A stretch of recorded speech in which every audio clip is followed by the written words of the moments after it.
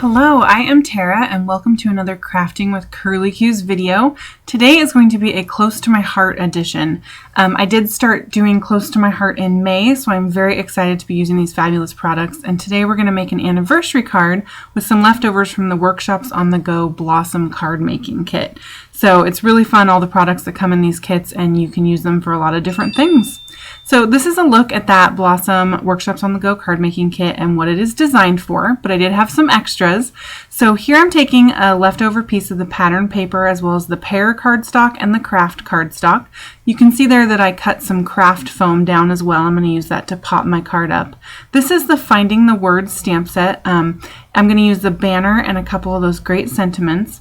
So what I'm doing here is just taking some circle dies and placing them on the front of my card base. I cut this down slightly smaller than an A2 card, and I'm going to use those circles to make essentially a frame for some of the flowers that I'm going to stamp later. These circle die cuts are from, I believe, We Are Memory Keepers. There's like 21 different circles in this set. It's absolutely amazing. You can cut anything that you could ever want.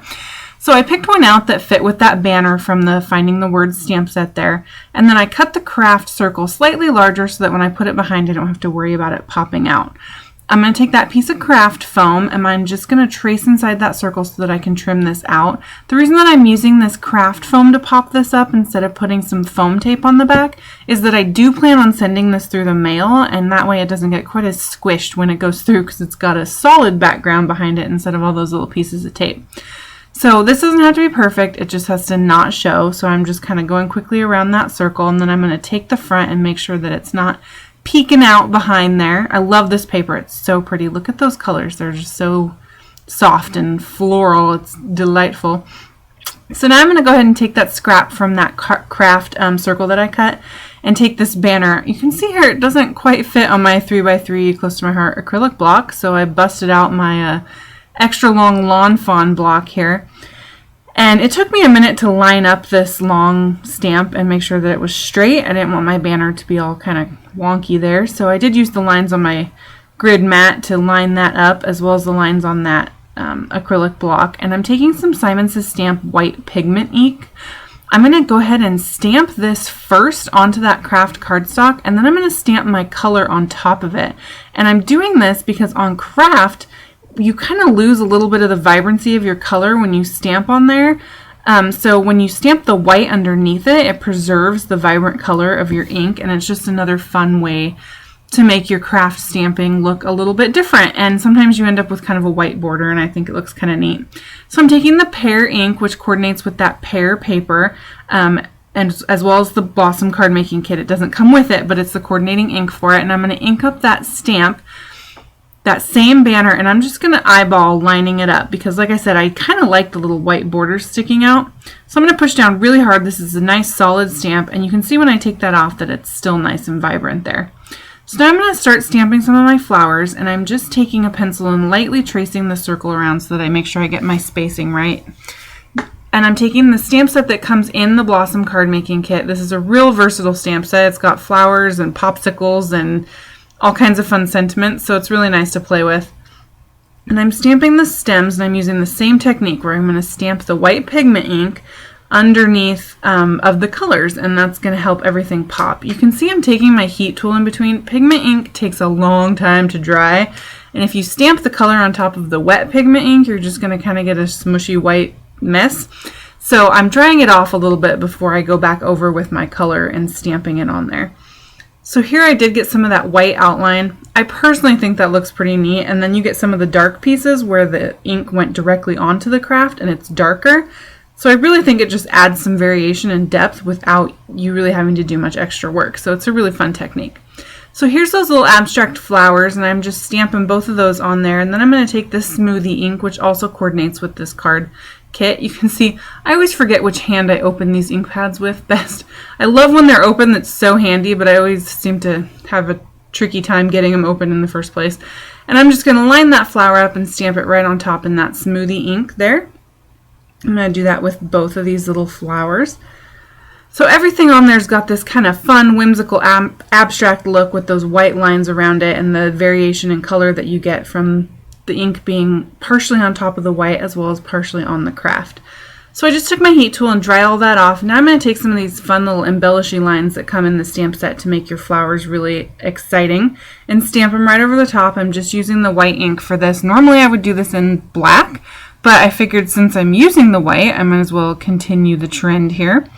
Now I had a heck of a time getting that pigment ink out of the little cracks of this stamp, so I took my Close to My Heart stamp cleaner and just kind of gave it a little brush.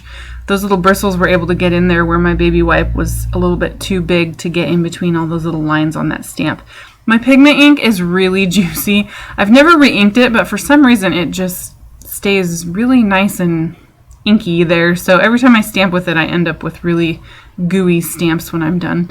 And these are just the little center dots that come with that stamp set to put inside your flowers.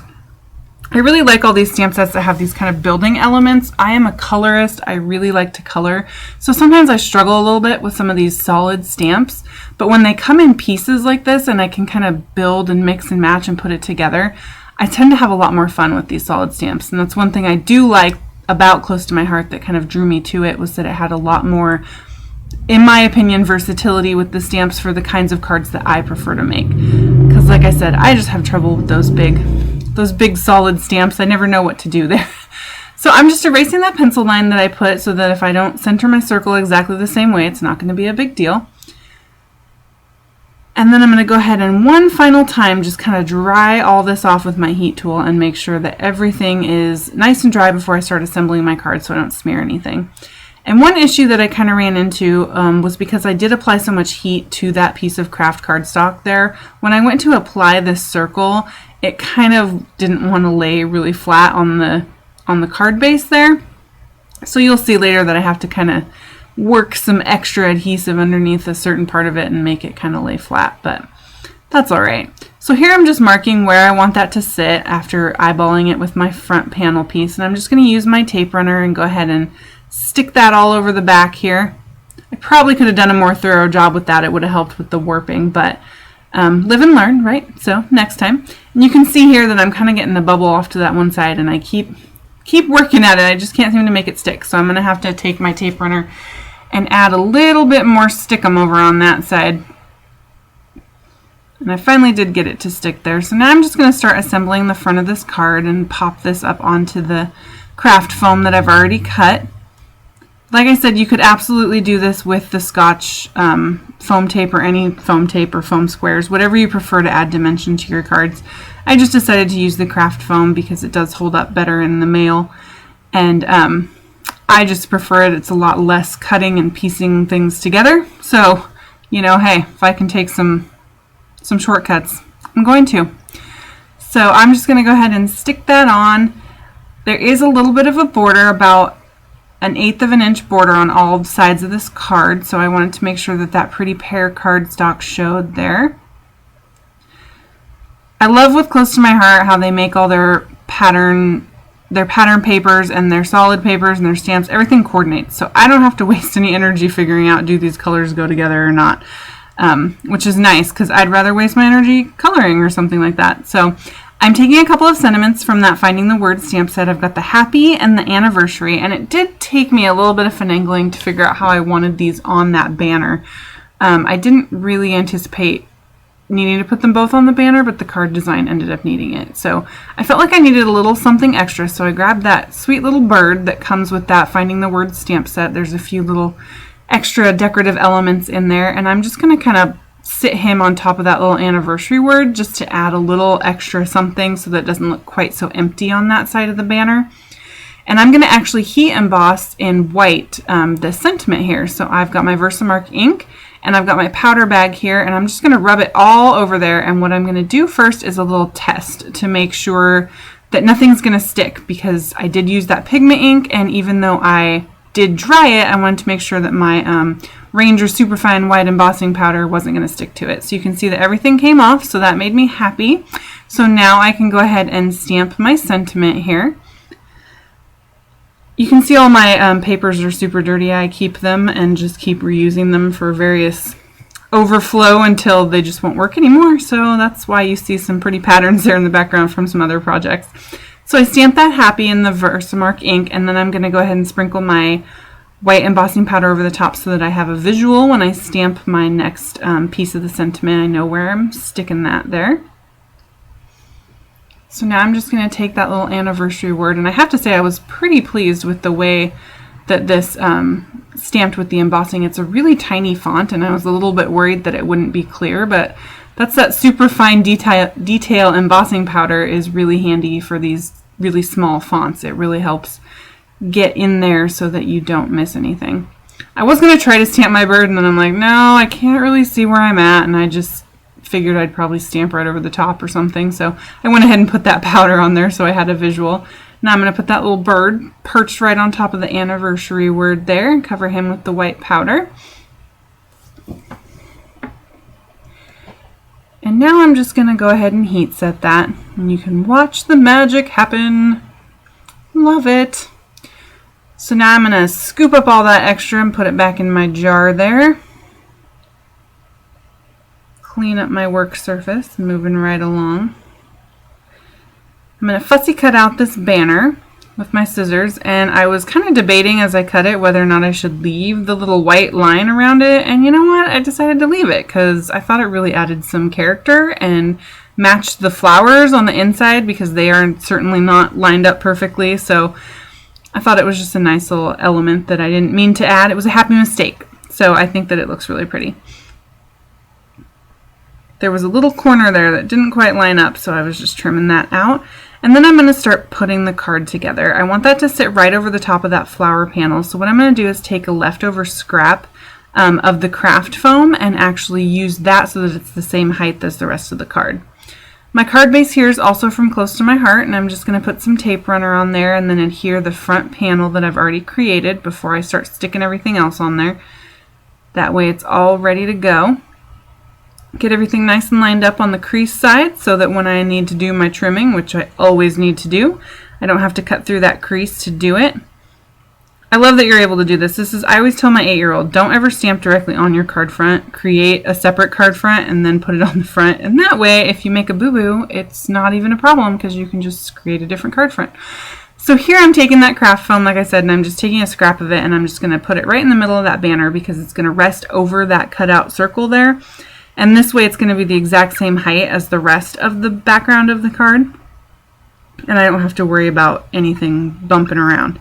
So now I'm going to go ahead and stick that in. You can see I completely forgot to put adhesive on the back of the craft foam, which is probably a good idea if you want things to stick. So it takes me a moment to figure that out. But I do eventually. There we go. And now I'm going to adhere that sentiment banner right over the top of those pretty little flowers that we stamped. And then for some final touches, I'm going to take the sequins that also come in the Blossom card making kit. They are the Coral Reef sequins, and it comes with 4 different shades in here. There's like some white, some kind of sandy beige, and then kind of 2 different shades of this pretty coral color that match that smoothie ink. And I'm just going to pop a few of those around. They also come in 3 different sizes. So it just really gives you some nice variety. So I'm going to use those darkest ones and a couple of the lighter peachy coral ones here. And then I think I'm going to stick a couple white ones on there at the end. So all of the products that I used here are going to be listed down below as well as over at my blog. Go ahead and check it out. I'm going to put a link to my Close to My Heart shop. If you have any questions, please feel free to reach out to me. I'd love to chat with you about anything crafty at all whatsoever. I want to say a big giant thank you to you guys for stopping by and watching my videos. I'm having a lot of fun doing these craft videos, and I can definitely see that this is going to become quite an obsession. So for the products used here, go ahead and visit my site at terracell.ctmh.com, or like I said, those are going to be listed over at my blog. Thanks so much for watching. Hit that subscribe. Don't forget the thumbs up, and I'll see you next time.